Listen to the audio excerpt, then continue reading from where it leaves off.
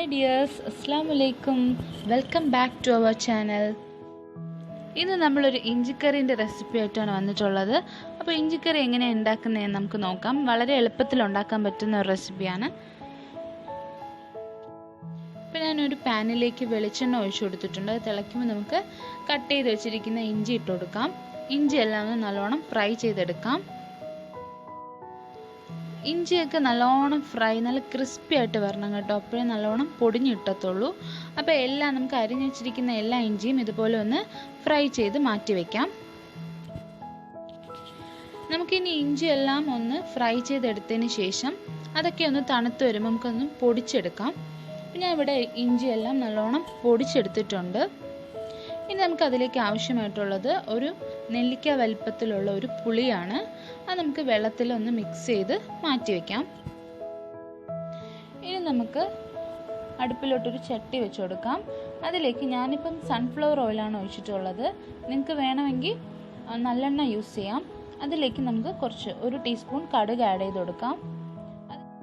അതിനുശേഷം നമുക്ക് ഉലുവ ചേർത്ത് കൊടുക്കാം, ഒരു 1/4 ടീസ്പൂൺ. അതിനുശേഷം കറിവേപ്പില അതിന് ശേഷം ഞാൻ ഗ്യാസ് ഓഫ് ചെയ്തതിന് ശേഷം ആണ് പൊടികൾ ഇട്ട് കൊടുക്കുന്നത്. മഞ്ഞൾപ്പൊടി, മുളക് പൊടി, മല്ലിപ്പൊടി.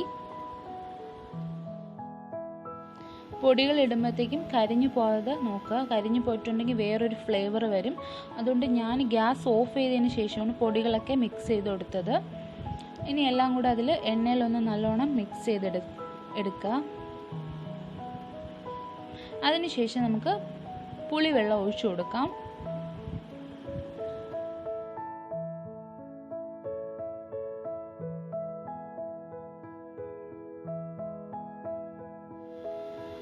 ഇനി നമുക്ക് കുറച്ച് ഉപ്പ് ആഡ് ചെയ്ത് കൊടുക്കാം. ഇനി എല്ലാം കൂടെ ഒന്ന് തിക്കാവണത് വരെ നമുക്ക് വെയിറ്റ് ചെയ്യാം. അതിനുശേഷം അതിലേക്ക് ഞാനിവിടെ ശർക്കര ഉരുക്കി വെച്ചിട്ടുണ്ടായിരുന്നു. അപ്പോൾ അത് 2 ടേബിൾ സ്പൂൺ ആഡ് ചെയ്ത് കൊടുക്കുന്നുണ്ട്.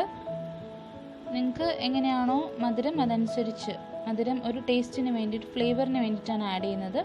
ഇത് നിങ്ങൾക്ക് വേണമെങ്കിൽ സ്കിപ്പ് ചെയ്യാം. ഇനി എല്ലാം കൂടെ ഒന്ന് നല്ലപോലെ കുറുകി വരുന്നത് വരെ നമുക്ക് ഇളക്കി കൊടുക്കാം.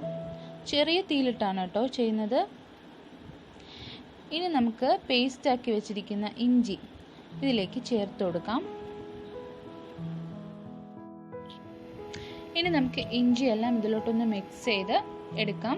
അതിനുശേഷം ആവശ്യത്തിന് നിങ്ങൾക്ക് എത്രയാണോ വെള്ളം, കുറച്ച് തിക്നെസ് കൂട്ടുന്നുണ്ടെങ്കിൽ വെള്ളം അതിനനുസരിച്ച് ഒഴിക്കുക.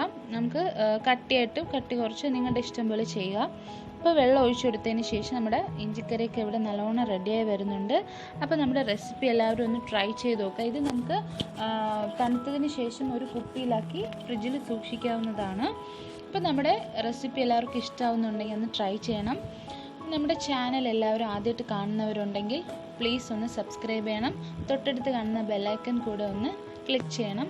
അപ്പോൾ നമ്മുടെ അടുത്തൊരു വീഡിയോ ആയിട്ട് വരുന്നത് വരെ thank you for watching. By.